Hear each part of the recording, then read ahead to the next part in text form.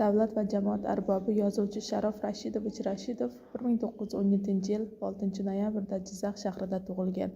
Jizzax pedagogika texnikumini, Samarqand davlat universitetining filologiya fakultetini tugatgan. Sharof Rashidov Samarqand viloyati gazetasida mas'ul kotib, muharrir o'rinbosari va muharrir, O'zbekiston Kompartiyasi Samarqand viloyati komiteti kotibi, Qizil O'zbekiston gazetasi muharriri, O'zbekiston Yozuvchilar uyushmasi boshqaruvi raisi,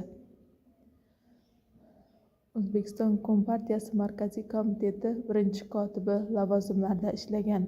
Sharof Rashidov Chegarachi dostoni, Qahrim she'rlari to'plami, G'oliblar qissasi, Bo'rondan kuchli, Qudratli to'lqin, G'oliblar romani, Kashmir qo'shig'i, lirik qissasi muallifi.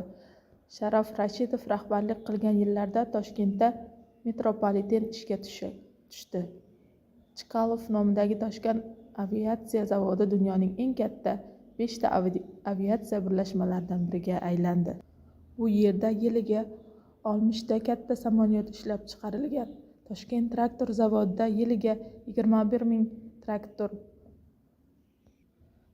Tashsilmash zavodida 10 ming paxta yig'ish kombayni ishlab chiqarilgan. 1969-yili Bruntov oltin koni ochilib, yiliga 100 tonna oltin qazib olinadi. Sharof Rashidov respublikaga rahbarlik qilgan yillarda qator bunyodkorlik ishlari bilan birga qishloq xo'jaligi yerlarida ekstensiv foydalanish oqibatida ekologik vaziyatning buzilishi, paxta yakka hokimligining qaror topishi kabi noxush holatlar ham yuz berdi. Sharof Rashidov 2 marta sotsialistik mehnat qahramoni, Lenin mukofoti